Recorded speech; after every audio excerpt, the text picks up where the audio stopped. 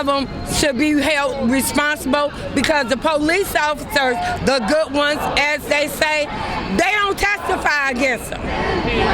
So they're all bad. If you're a part of that gang, you need to quit your job. Wow, a slap in the face to law enforcement just days after an NYPD cop was killed in cold blood, who, by the way, was African-American. Hundreds descending upon the streets of Midtown Manhattan to march against cops and even chant expletives for those who protect and serve, and were protecting them on that day, too. Here now to discuss where we go from here, Fox News contributor and former homicide detective Rod Wheeler, who was out and got those sound bites for us and did all those interviews, and Milwaukee County Sheriff David Clarke. Since we spoke to you, Rod, earlier, let's get the Sheriff to weigh in. Sheriff, your reaction to some of the sentiment you heard on the streets on Saturday. Well, it's just crazy talk. That's ignorance in its purest form. You know, I think we need to rethink this strategy. I don't know why the police even bother policing those demonstrations. They're not protests. Those people advocate for the overthrow of our legally constituted government. What I would do says they have is a point, let them fend for them. Let them fend for themselves.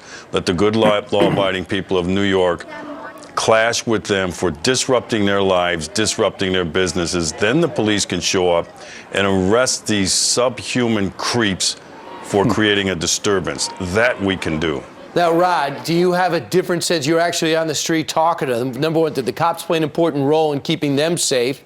And you tell me about the sentiment you heard. They did, Brian. I mean, the cops were out there. You know, I must say that the police were taking a lot of verbal abuse while they were out there, and it was really unfortunate. But I also must say that the police did not turn their backs on the citizens, and even the people that had the biggest mouths out there, the folks that I was talking to, if they were to call those police officers today, those same police officers would still be there to assist them. Look, Brian, it was just last week when a young New York police officer was gunned down in cold blood right here in this city where I'm at now. And you know what? This officer hasn't even been eulogized yet, and these people are out there talking about deaths to cops. So I think it's ridiculous, and I wish that the politicians would speak up a little bit more, because actually, you know what I think? I think a lot of these protesters get their energy from some of these liberal politicians. That's just my opinion. And Rod and Sheriff, I want to bring it to the president. I'll just paraphrase what he said. Essentially, he says these are people who are very angry and they're standing up because this has been a wrong that has not been righted yet. Your reaction? But you know what, though, Brian? A lot of the people I talked to, I'm sorry, Sheriff, a lot of the people that I talked to,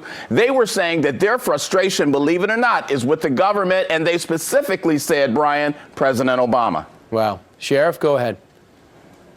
Well, first of all, there is no police brutality in America. We ended that back in the 60s.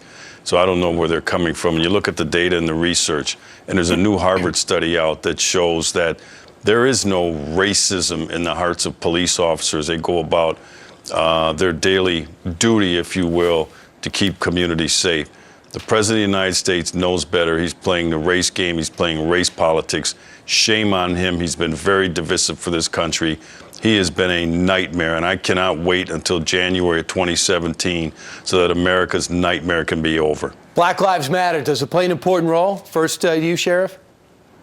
No, it's garbage. It's a subversive movement. Like I said, they advocate the overthrow of our legally constituted government. It is not a protest movement. Rod? I think, yes, it does matter. I think all lives matter, and I think what they're arguing about and protesting about is valid. It's just the way that they're going about doing it, I think, is totally misdirected, Brian. It isn't valid. Knock it off. You're contributing to the problem here. It is not valid. There is no research. But some of those show me people, the data. Show me the research that demonstrates or supports that lie that law enforcement officers use an inordinate amount of force against black people. Yeah, but Sheriff, black you have people to use admit, an inordinate amount of force against themselves and each other in the American ghetto. It is not true about the American police officer, and I'm not going to let anybody come on TV but you have to be fair, Sheriff, about all of this. Some of those people did have some valid arguments, and I'm not saying at all, and I would never suggest police officers just go out and do things wrong to people, but there are some valid arguments that we both, on both sides, need to really take. There are no valid arguments. There is no police brutality in the United States.